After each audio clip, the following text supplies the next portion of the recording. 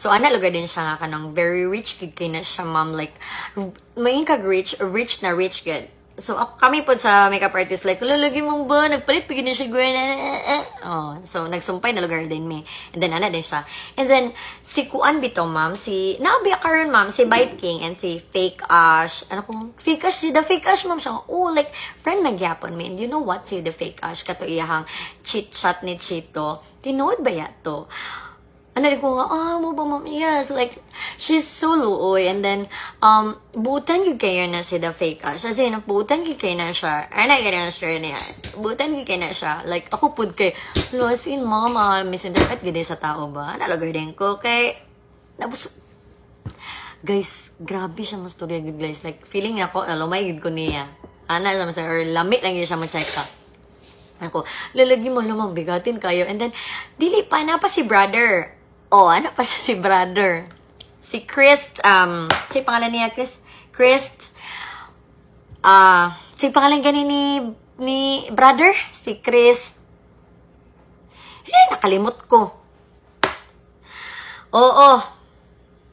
Si Chris, nakalimot jud ko. Chris Briand. Oh. Chris Briand. Ano din siya. And then, ma'am, naara ba si brother? Naku, kasi brother, ma'am, si Chris Briand, ma'am. Ako, hala, kay, mamis, bayata ni brother kay, kuan biya kasi brother karon trending. So, ano, lugar ko, hala, mama, sino, ma'am, bigatin kay mga ko, Ano, lugar ako reaction, guys. Labigatin kay mga kuan, ma'am. Siya nga, actually, bitaw, ma'am, kani Sir Chris Briand, friend gid ni ani, like, nawagan niya hang, di ba, ma'am, Instagram man niya, tanawagan niya mong convo. Wala niya gipakita ang convo day, sila siya ana-ana. Ako, alam mo, friend day mo ni kuan, ma'am, ni brother. So, yes, ma'am, friend man ni brother kay, recently lang, nagkuan magud ko, kanang nag-sponsor magud ko siya sa iyahang, kanang bitang gahatag siya sa people sa streets. Ano siya? Gahatag siya sa people sa streets, kanang, ga-sponsor man gud ko ana, nag-ingat gud ko sa iya, nag-chat ko sa iya nga pwede ko mag-sponsor sa imo, Chris, ana. So una po ko, dato gid ning bayhana. Ana sa kung nang dato gid ning bayhana. So ana lugar din siya, nga, ana ko nga grabe mamba, lumom din ako kuan ka wait. Makita na ko ang mga vlogger. Ako pong una-una kini great opportunity kay ni and everything ana lugar. So diri na. So na siya, dagan na ka siya istorya, ana. And then, diri din sa nga part, guys. Sige na may pangita sa iyang details, guys. Sige na may pangita sa iyang details. Sige na siya ingon, Davao pa to ganina, guys, ha? Ma'am, nag-travel pag Davao. And then, ma'am, update me, 1 p.m. na, ingon ka maabot. Siya, ma'am, na-opera pa sa Malay-Balay ang ang akong details. And then, dili pagit siya ka, padulong dari kay so traffic man good kay na to.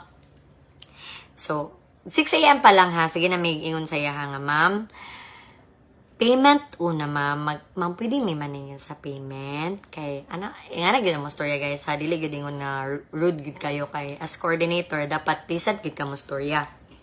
So ana sige ko every hour gid ko sige painomdam siya, ma'am pwede mabayaran na nato ang reception para maka-start na ta, maka-open na ta sa reception. So, guys, sa Hall of Justice, unta gyud daw nilang civil. Creepy kay guys, kay ngano.